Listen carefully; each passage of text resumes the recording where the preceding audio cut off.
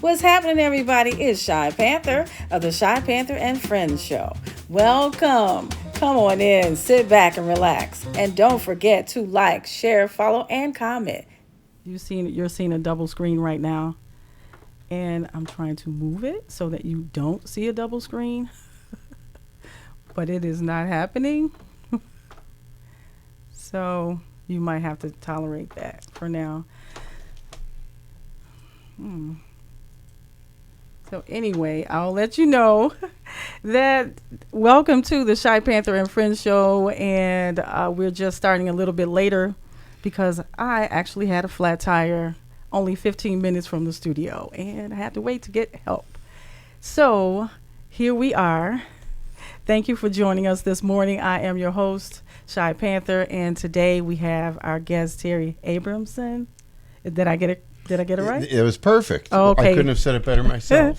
Okay. So, everyone, if this is your first time checking out the show, we are here usually Saturday mornings, hopefully on time, and between 10 and 12. And for the folks who don't have Facebook and who may not be on YouTube, you can listen at q4.org.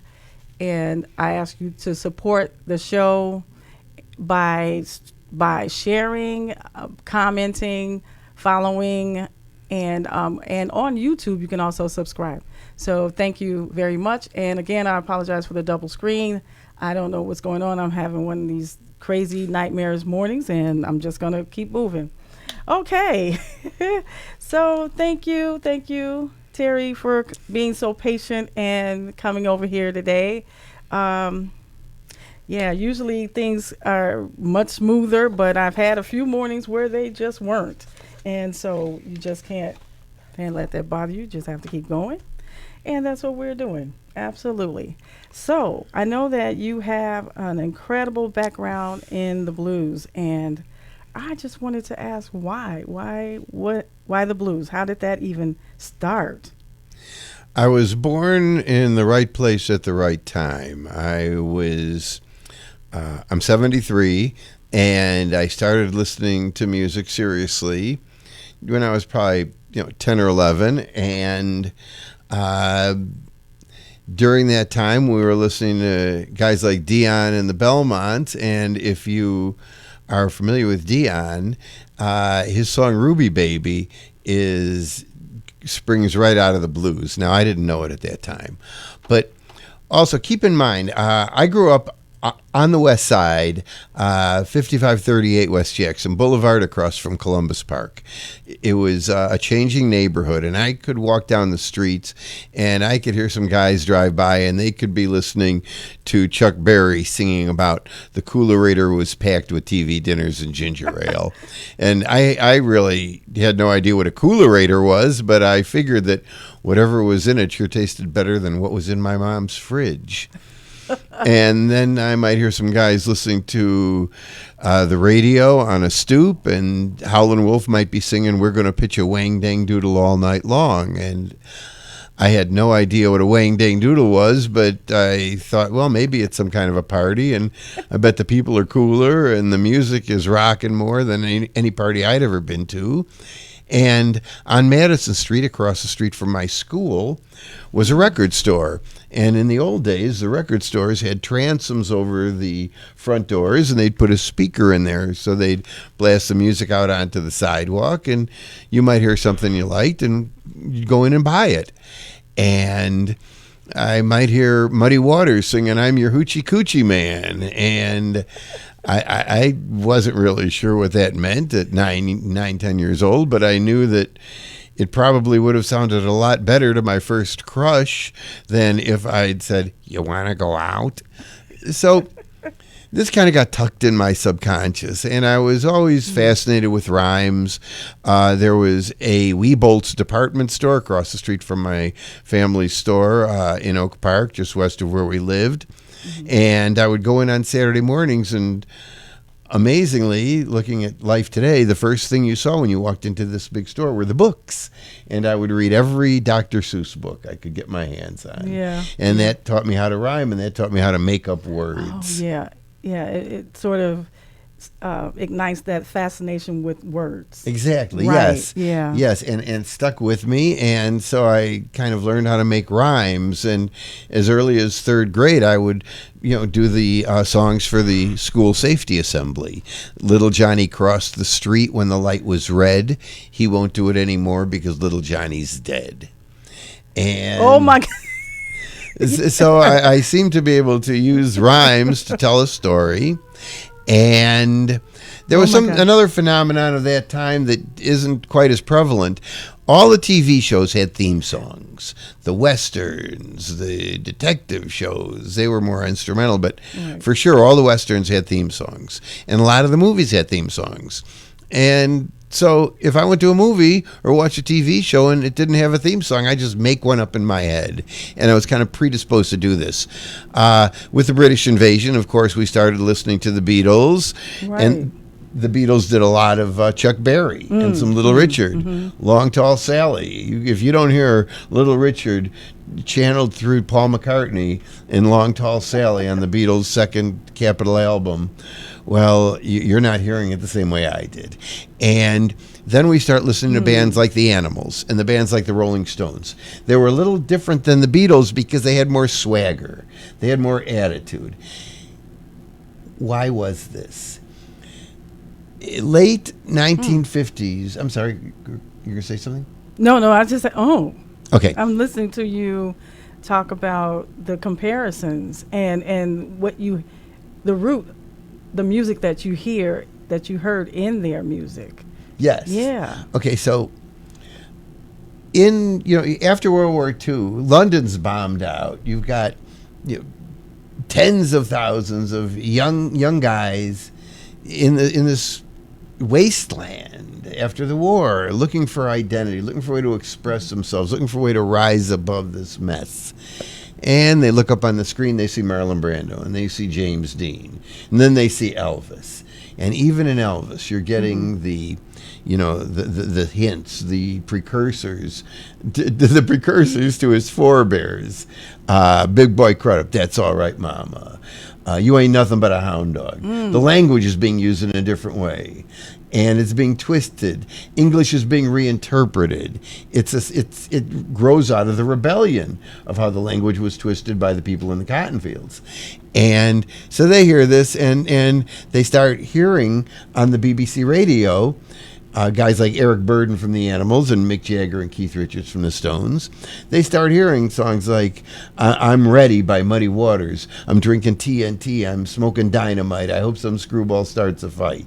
And Bo Diddley singing I Walk 47 Miles of Barbed Wire, I Got a Cobra Snake for a Necktie, I got a brand new chimney made on top, built out of human skulls. Wow. And it makes them sound bad. It makes them sound like they're empowered. They know something we don't know. And there's a magic in that. And that was what I think a lot of young guys my age, young teenage guys, 13, 14, going through puberty, looking for an identity. And we hear the Animals, we hear the Yardbirds, we hear the Stones doing these blues songs. And we latch onto it. And I'm hearing it, and something kind of clicks in my head. Well, I'd heard this stuff before, but I really wasn't making that connection yet. Okay. It's 1969. I come home from college. My buddy calls me up and he says, Abrahamson, we're going to hear this band this weekend.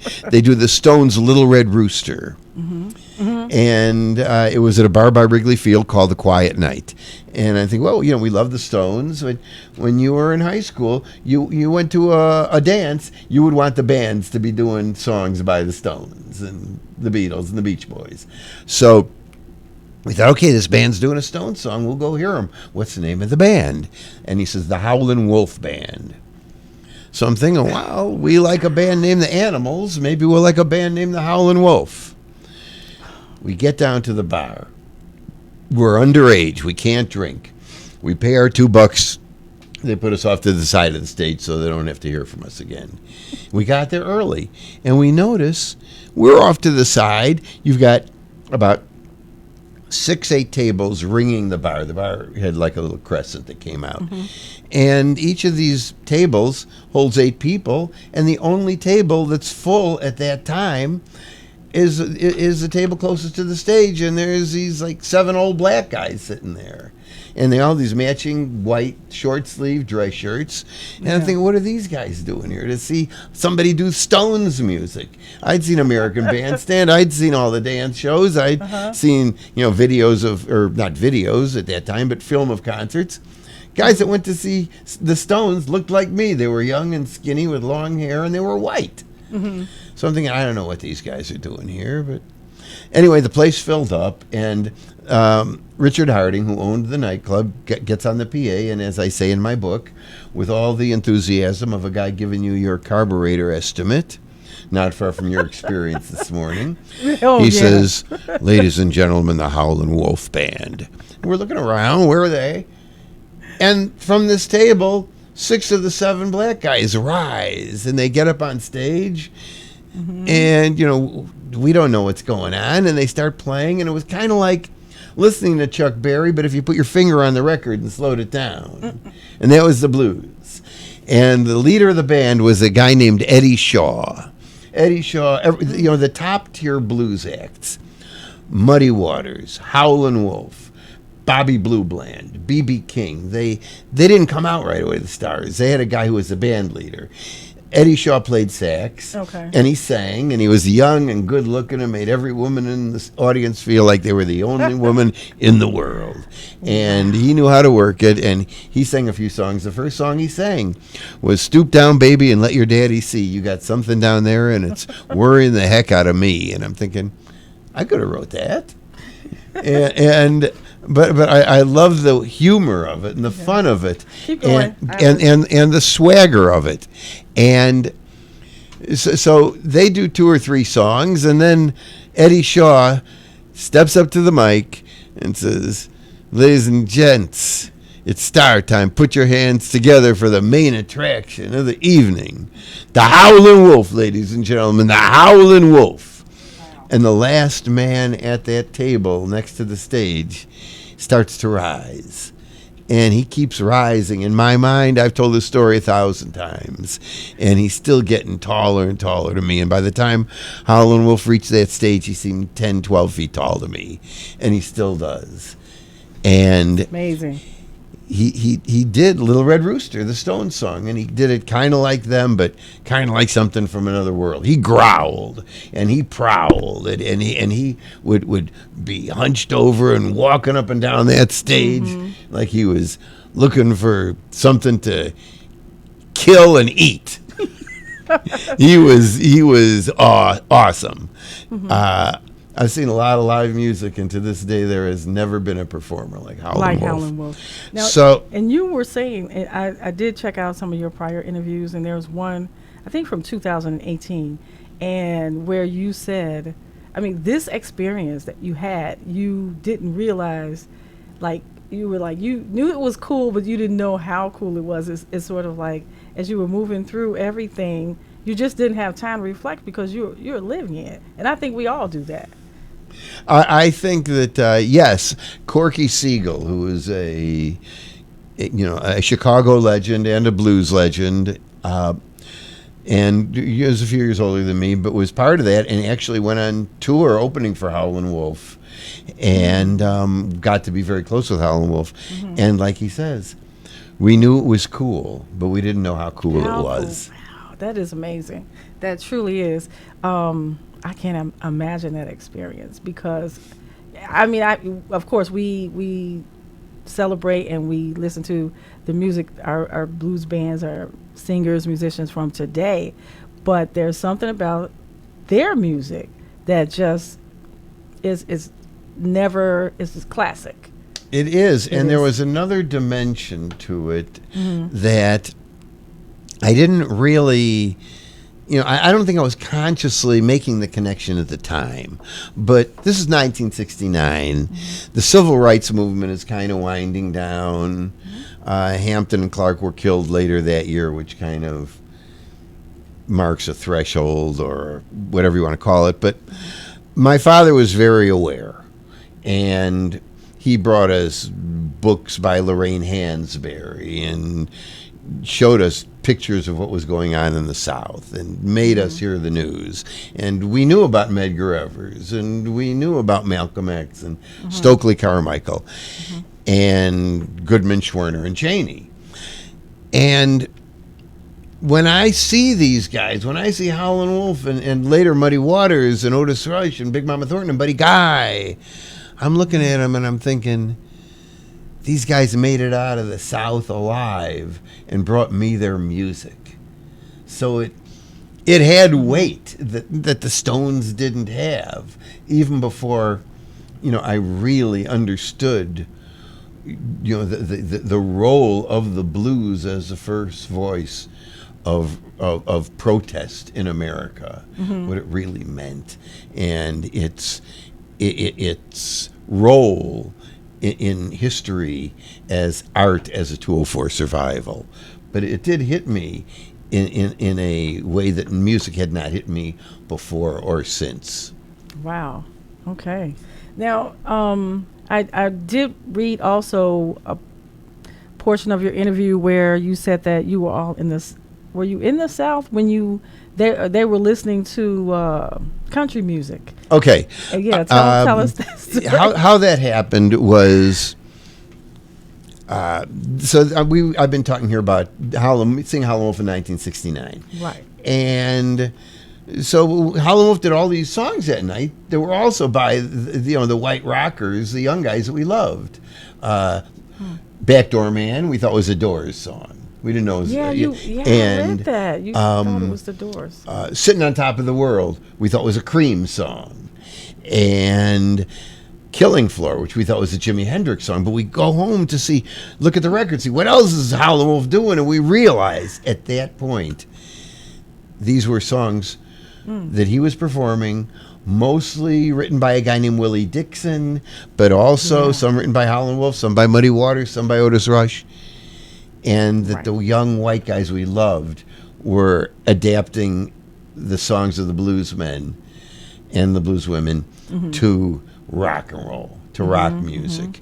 And so we started digging, and we actually discovered that they were all living in Chicago because that's where the trains went. If you're living in the eastern part of the South, you went from Georgia, Alabama, up the East Coast, D.C., Philly, New York. If you're living in Texas or Louisiana, you take the trains up west, L.A., Omaha, Kansas City. But if you're in the heart of cotton country, that train rolls out of New Orleans through Mississippi, and you get on in Jackson or you get on in Memphis, and the end of the line is Chicago. And that's why it's here. And that's why the music that rose from the cotton fields got electrified by Muddy Waters right here. Right. And we could see these guys every weekend. We were sitting on the motherlode of the music that gave us rock and roll. And it was, I've got goosebumps now. And it was just awe-inspiring. So we started going to see these guys every week for a couple of bucks. And for a couple of bucks? Yeah, yes, ma'am. Wow. For a couple of bucks. And, I got friendly with Muddy Waters. And just by kind of going backstage to use his bathroom, because we'd get there early, sit on the floor, people would get behind us, people would get behind them, and you couldn't get out to go to the bathroom. So the stage is here, it's like 1.5 feet high, and we'd get up on the stage, and I pull the curtain aside. They hadn't gone on yet, obviously, and there's Muddy Waters sitting, drinking champagne out of a paper cup, and I'm looking at this guy and thinking about all the people that have done his songs, thinking about that the Rolling Stones took their name from his song Rolling Stone. Now, what year was this? This was 1969, summer 69, going to 1970. Okay. And so, one thing led to another, and I get out of college and I start booking blues bands in Boston. I met a guy after I graduated from college who was from Champaign but was living in Boston, was in Chicago for the summer, living next door to me in this empty house for $1 a night. And I was always like an evangelist for the blues. Once I got into it, I'd go to a party, I'd bring blues records. Nobody wanted to hear them. They wanted to listen to Led Zeppelin, okay? Not realizing that Whole Lotta Love has its roots in a Willie Dixon Muddy Waters song called You Need Love. And so I'm living in this empty house. It's a fraternity house that nobody was living in. They rent out rooms for the summer. Going door to door, knocking on the doors. Listen to Homesick James. Listen to John Littlejohn. And one guy listened. He was in from the summer, and he says to me, he says, "Do you know these guys?" And I took him down to Homesick James' house. I kind of knew Homesick James, and Homesick James was great. He's a legend. He's history, and he's telling us stories. And Ted, my friend, says, I'm starting a talent agency in Boston, booking jazz acts. He was managing a guy named Gary Burton, and we wound up booking guys like Dave Brubeck and later on Herbie Hancock and Charles Mingus, people like that. And he says, "You know these blues guys, why don't you partner up with me and bring the blues acts out to Boston?" Which I did. And one of the first acts I brought out was a guy named Jim Brewer, who we had seen open the shows for Muddy Waters and Howlin' Wolf. Guys like Muddy and Wolf loved him because Jim Brewer was from Brookhaven, Mississippi, and at this time he was probably late 40s, and he played the old Delta blues. He had a wood guitar, opened the shows, played the old stuff from the South, and they loved hearing the stuff they grew up with, so he was always opening those shows. And somebody, a guy named Roy Filson, who I knew was the guy who usually did this, would lead Jim Brewer from his seat in the audience up to the stage, hand him his guitar. Jim Brewer would do his set, and then Roy would take the guitar and lead Jim back to his seat. We called him Blind Jim Brewer, and I wound up getting him work. And he came out to Boston, and he slept in my bed, and I slept on the floor next to him. And we got him these shows with a guy named George Thorogood, who was just playing acoustic guitar. Then we had discovered George opening for Sonny Terry and Brownie McGee in a bar in Boston. At Cambridge, Massachusetts. The bar was called Joe's Place. And the night after we saw him, we called the bar, "Who was this guy?" And the guy who answered the phone said, "Oh, he lives in Delaware. He just hitchhiked up here to open for Sonny and Brownie and play for drinks so he could meet him." And we found his mother through directory assistance in Delaware, where he'd already hitched back to.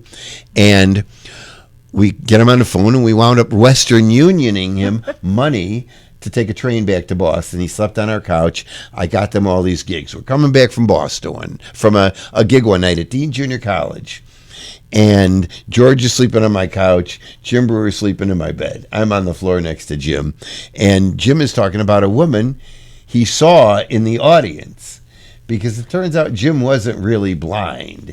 He said he had cataracts, but that wasn't the language of the blues, so it was okay to call him Blind Jim Brewer. And so all this time? Yes, and I had 1,000 posters that said Blind Jim Brewer, but he played along. And we're in the car coming home, and he says, "Man, you see that woman in a red dress? I'd surely like to plug into her." Oh my God. Sorry, kids. And I start vamping and listening to all that blues swagger of those Muddy Waters lyrics and the rhymes I'd heard from Dr. Seuss. And I just started vamping, thinking that he'd want to plug into her socket. And I say, "The men call me Jim, the women call me Electric Man. When I plug into your socket, I'll charge you like no one else can." And he says, "That's good, boy. You ought to give that to Muddy Waters." Muddy came to town a few weeks later, and I'm thinking, really? But I thought, okay. And I go back. I tell the road manager that I'd like to see him for a minute, and they bring me back. And Muddy looks at me, and he kind of recognized my face from using the bathroom. But he didn't know my name. He says, "That's a familiar face. What are you doing so far from home?" And I said, "Well, I'm living here in Jim Brewer. You know Jim Brewer?" He goes, "Yeah, the blind guy." I go, And I said, "Well, he wanted you to hear something I wrote." So he puts the champagne cup down, puts his hands on his knees, closes the bathroom, the dressing room door. Says, "Lay it on me, boy." And I go, "The men call me Muddy, the women call me Electric Man. When I plug into your socket, I charge you like no one else can. And I don't know nothing about voltage. I know nothing about watts. But when I plug into you, girl, I'll make you awful hot. Oh my God. I charge it up in the daytime. I let it loose at night. And when I let it loose in you, girl, you'll glow just like a light." And he says, "That's good, boy. Write that down." He said, And write that down. And I wound up writing 3 songs with him over the years, and made him dinner, played a lot of cards with him backstage, did his champagne runs, and on a few occasions I rode with the band to the gigs, and at the time there were there was one white guy in the band, steady rolling Bob Margolin, and they went in 2 Chevy Suburbans, those big SUVs from the 70s, and Bob would ride in the front passenger window seat in one car. I'd ride in the other, so the police would see there was a white guy in each car. Oh yeah, traveling in the South. And so we're driving around one day, and everybody's listening. I'm sitting up front there, and we're listening to AM radio. You know, they're trying to find, you know, the soul stations or the rhythm and blues stations, and you'd listen till it got too staticky, and then you'd play with the dial and try to find the next one. So I'm up there, and Willie Big Eyes Smith, the drummer, was driving. He did, my memory is he was doing most of the driving. Him and I think Muddy's stepbrother Bo, who was like the bodyguard and the road manager, and a kind of scary, imposing presence with you know, the heart of like a lamb, the heart of gold. Wow, yeah, sweet man. And so we're losing the station, and I start twisting the dial, and I came upon a country station, and I said, "Nah," I keep going, and Willie says, "Put that back." And I said, "You really want to hear country music?" And I'm thinking, you know, this is country music. It's like redneck music. It's like, you know, for the lynching after party or something. It doesn't seem like the kind of thing that a bunch of black guys from living in Chicago would want to hear. And he says, "Put that back." And I explained to him how I'm thinking. And he says, no. Listen to the words. Listen to the stories. And the stories are the same. And, you know, I got no money. I'm not, you know, I lost my girlfriend, and things aren't going right. And so that's the same songs, and I got it. And it gave me a new respect for the country music that was out at that time. And so there was no end to what I learned from these people, and Right. I am so tremendously grateful and fortunate to have been in the situation I was in. Now, you also you won a Grammy for some of the songs that you wrote for them, for Muddy Waters, and the first 2 songs I wrote for Muddy were for his Unkin' Funk album, Electric Man, which you heard, and Unkin' Funk, which became the title song, Muddy Unkin' Funk Waters. And so after that, we became pretty close. And as I mentioned, and after his shows in Boston, where I was living, 1 o'clock in the morning, we'd walk down the street to a little bar. It was dark, and we'd get a table in the back where people wouldn't bother him. And it was kind of lit by one of these, you know, red or green glass candles with the white plastic mesh over, you know. And he'd get the table, and he'd say, "Go get the napkins, boy." And I'd go up to the bartender, and I'd say, "Give me a stack of cocktail napkins." Take them back to the table, and we would bounce song ideas off of each other.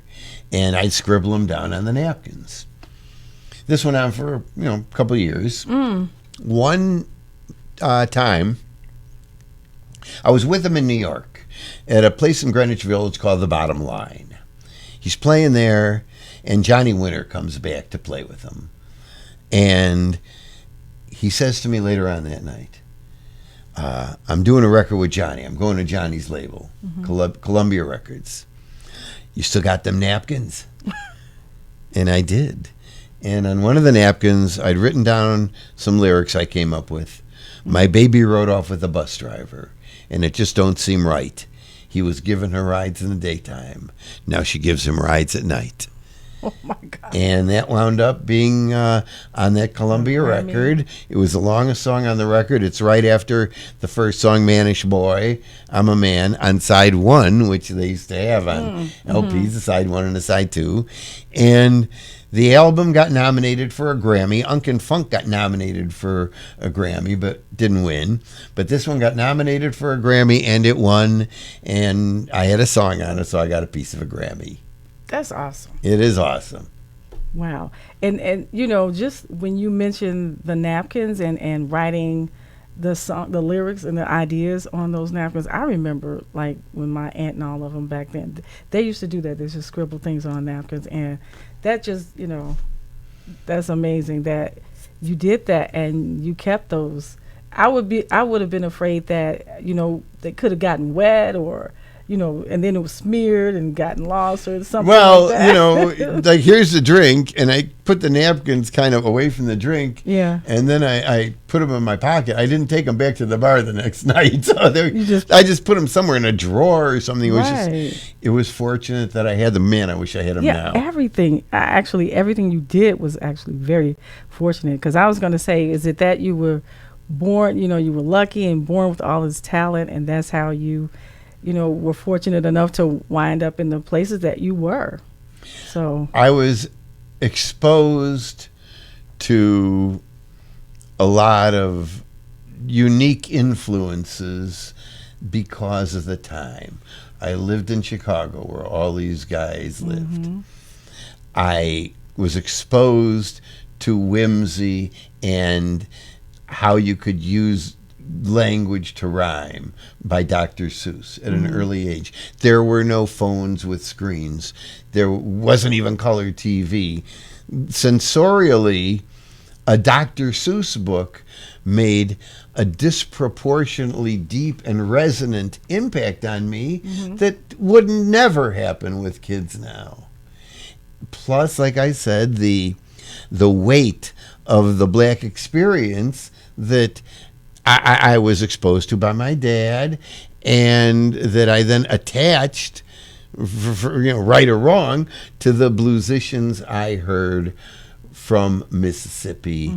And you have to add to all that the generosity of spirit of these gentlemen who came up, you know, playing music that grew out of the worst times anybody's ever experienced ever. And there were always questions. Sure. I didn't ask them. I didn't have to. I heard them ask all the time about how bitter these guys were. What was the bitterness factor?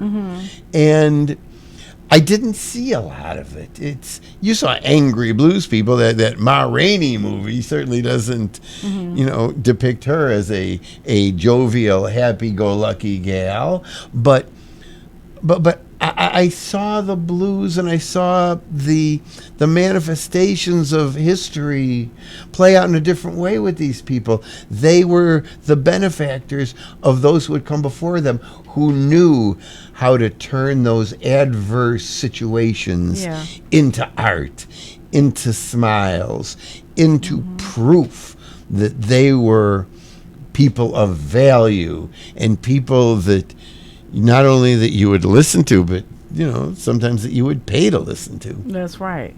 Wow. That is really, really incredible. Now, you do very many things very well. You're a photographer. You actually host a radio show, and that's called In the Belly of the Blues. It's part of the WNUR, Northwestern University Radio Network. And on Sunday, all day, they call the roots music hand-picked, and I have a blues show. I was brought in by a guy named Steve Shortstack Lightning Temkin, and a woman who has been kind of my shepherd all along here for about 15 years, since I really got neck deep in the blues again. A woman named Lynn Orman Weiss, who I refer to as Rollin' and Tumblin', after a Robert Johnson song. And so I have a show with Lynn. We alternate. I do 2 or 3 a month on WNUR, 2 to 4 p.m., 89.3 FM and WNUR.org. And you can hear it tomorrow, Sunday at 2 p.m. I'll be doing a tribute to Son House and Robert Johnson, and this will be driven by a new album by a big hero of the blues named Giles Robson out of the UK, and he has a new 7-song EP album on which he plays harmonica and sings with a guy named Manny Fazzati, I believe it is, on guitar, and he does a couple of Robert Johnson songs, a couple of Son House songs, a Junior Wells song, a Sonny Boy Williamson song, and a big Bill Brunzi song. We play his Son House and Robert Johnson, and a lot of covers of those guys by the Cashbox Kings, Magic Sam, Rory Block, Muddy Waters, and Robert Jr. Lockwood, Johnny Shines. It'll be a great show. And if you miss it, the website for my my photography book, In the Belly of the Blues, if you go to inthebellyoftheblues.com and click Terry on the radio, you can get in their entirety archived editions of the radio broadcast. Oh, I will definitely check that out. Cool. And you. I was going to say about your photography and some of the wonderful, beautiful photos that you have. And you were at the Blues Festival. I believe you had a table where you had things set up. Am I right? You are. I was tremendously fortunate. I was in the Roses Tentoplex, as I call it. It's got a great stage that had tremendous musicians all weekend long. Mike Wheeler, Ivy Ford. Oh, gosh. A tremendous young bluesician named Stephen Hull. And I had a table there. I've worked with them before. And Rose's Lounge has been tremendously gracious. And I got to sit there and sign my books. And everybody who bought a book, my photography book, or my Kids Illustrated History of the Blues, got a personally autographed song lyric, 8 lines from a Grammy-winning songwriter in their book. And I love doing that. And my gift is, like I did with Electric Man that night in the car, I can do it on the spot. And so that was a lot of fun. And that's what I do when I do my live speaking gigs, too. Right. So now what all do you do? Just so we can have a little snippet of it, because I happen to see a few of the pictures. Are they black and white, or are they in color, or in my photography book? In your photography book, they're absolutely beautiful, and that's here. Can there it is. Yeah. You got to kind of do it without the reflection. Beautiful. There, it's called In the Belly of the Blues. I am not a photographer. You are not. I never was a photographer, but what I was, inspired by my grandpa, who always carried a camera with him, and he didn't have the luxury most of his life of having something he could put in his pocket. I did for a lot of it, but not with the Minolta SLR. But I always had a camera. I was always taking pictures. And the first night we went to see Howlin' Wolf, I had a Polaroid Swinger. And where you would take black and white pictures, pull them out of the camera. They would develop in 60 seconds, and 2 days later they would roll up like cigarettes. But I put them on. I have photographs of my wall in college with those pictures taped up on the wall. You can't get a good look at them, but they were there. And then I wound up taking pictures the first time I went to see Muddy Waters with a little Kodak Instamatic with the rotating flash cube. Yeah. And those were developed in the drugstore. And in my book, you can see a Muddy Waters photograph that has the date November 71 that shows it was developed at the drugstore. Then I got an SLR, and I took a lot of the better pictures from the book there. But there are so many great photographers in Chicago alone. Peter Hurley, Lynn Orman Weiss, and around the country, Marilyn Stringer, Joe Rosen. And so these are photographers I would encourage any fan of any kind of music to check out. I was a fan with a camera in the right place at the right time. Lucky me. And you did it. Yeah. Yes. Yeah. Witness to history. That is amazing, and that's really what I'm doing as well. I started you as a certainly fan are. with the Thank camera, and you know, I think it's just a part of who you are in the arts and all of it, the writing, especially the songwriting. I mean, that's your gift. It is my gift, and once again, it's just kind of having been fortunate. I mean, there's talent involved, of course there is, yeah. but you know, you can't build a building if you don't get the raw materials from somewhere, and you can't make a recipe if you don't have the ingredients. Right. And I was given those ingredients. I was given those building materials. Right. You were nurtured from a kid. Yes. Yeah. So it definitely helped to be living here in Chicago and not far from Madison Street. It had tremendous value to me. This was what defined my life growing up in this city. Wow. Yes, and I have, and you know, like I said, we lived on the west side. Everything was apartment buildings, and you had your kitchen window open. Nobody heard of air conditioning. You could go into a store and cool off, but nobody had air conditioning. So as a result, everybody's windows were open. Yeah. And you went up and down those porch steps. You smelled what people were cooking. You heard what they were talking about. You heard the music they were listening to. And it was a sensorial bombardment. You couldn't put on headphones and lock yourself on a screen. It was a much more interactive existence.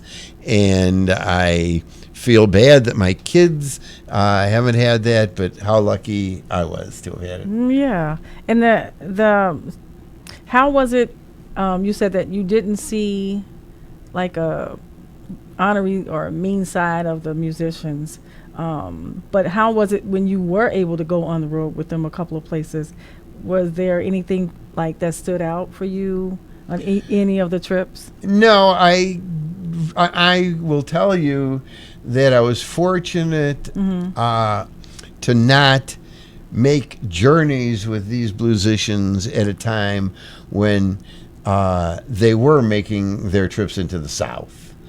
And I would have seen something very different than when they were going around New England. And do not think for a minute that what went on in the South was non-existent in other parts of this country. And that is generally how we think too sometimes. This is, of course, I can totally believe it. You know, you have to remember that the Civil War was fought to end slavery, but the North and people in the North were undeniably the beneficiaries of the slave economy. And that if you can see in that there was a tolerance for racism, and it was visible. It was certainly visible in Chicago. Right. It was more physically and violently visible in Boston in the early 70s. And you did see traces of it. I remember being in situations where they weren't excited about seating you in restaurants. I was with Pinetop Perkins, Muddy Waters piano player, one day in New York City, and someone accused us of stealing fruit from a fruit stand.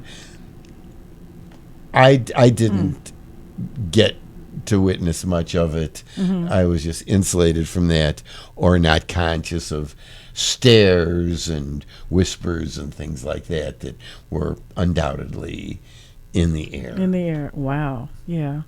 Whew. And I have no doubt it was all around us and continues to be. It's trending.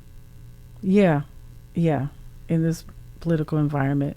But it never went away. It's just, you know. It won't go away. Right. You just have to police it, and you have to let people know that there should be and hopefully will be consequences for behavior that, you know, openly, publicly perpetuates ignorance. Right. and fear of the other and the inability to see the beauty in embracing diversity and opening your soul and your spirit to what you have not experienced. Exactly. Now, I want to go back a little bit before we go to ask, with the songs you wrote, did you have a particular artist in mind for those songs? It's always different, Okay. Gail. For Muddy, well, after the first one, when I said the men call me Jim, women call me Electric Man, no. But when I knew I had Muddy's ear, and keep in mind, once again, that I'd been absorbing all this stuff. I wrote the men call me Muddy, the women call me Electric Man, because I had been devouring that auditorially, spiritually, for close to 10 years. You need coolin', baby, I ain't foolin'. I'm going to send you back to schoolin'. I was born in a crossfire hurricane. The music of the bands I loved. That's what they were singing when I got into the blues. That's what Muddy Waters was singing. So I wasn't breaking new ground. But I was giving Muddy Waters back. I was giving him exactly who he was when I gave him the men call me Muddy, women call me Electric Man. And so Unk and Funk, it was easy for me to write because I was consciously trying at that point. Bus Driver is not a swagger song. It's more like a woe is me song, which is a big part of the blues. And I knew, obviously, I'm sitting there with Muddy. That was a song that would have been done for Muddy. We wrote a song called, my writing partner, Derrick Procell, who is the best thing that's happened to me professionally since I met Muddy Waters. He and I have written songs for Shamika Copeland, Eddie Shaw, Muddy's son, the late Joseph Mojo Morganfield, the Cashbox Kings, on and on and on. And when I started writing songs with Derrick, sometimes we have the artist in mind. Sometimes things just happen. The Cashbox Kings did a song of ours called Nobody Called It the Blues, which talks about the roots of the blues in the cotton field. We did it as something kind of heavier, more grinding. They changed it into a bar song because they're a bar band, and it works in a bar. We did a song that Shamika Copeland recorded called In the Blood of the Blues, which talks about the roots of the blues, and I'm the fire of the crack of the whip on a good man's spine, and like that. We wrote that originally for a woman named Tamiko Dixon, who was the granddaughter of Willie Dixon, and she would have done a great job on it. When at the time we wrote it, there were a couple of different visions on where she was going with producing her work, so she never did it, but we did get it to Bruce Iglauer shortly thereafter, who is the head of Alligator Records, who I've known on and off for over 50 years, and he gave it to Shamika Copeland. These songs happened for so many different ways, and they wind up with an artist for so many different reasons. And sometimes the fit is better between a song and an artist than at other times, but it is always a great compliment to hear something that came out of our heads and our souls touch somebody to the point where they put their name on and they put their heart and soul into putting it out there. So wow, how great. Exactly. Yes. Isn't that something? So what are you up to these days? Right now I am writing a lot of music with Derrick Procell. We've got some songs coming out. We had songs come out earlier this year by a woman named Patty Parks. Zach Harmon has just released an album with a few of our songs on it. In the beginning of July, a tremendous singer from the south side of Chicago, Robin Capsalis, will be recording 3 of our songs on an album that will feature 8 or 9 classic Chicago blues songs.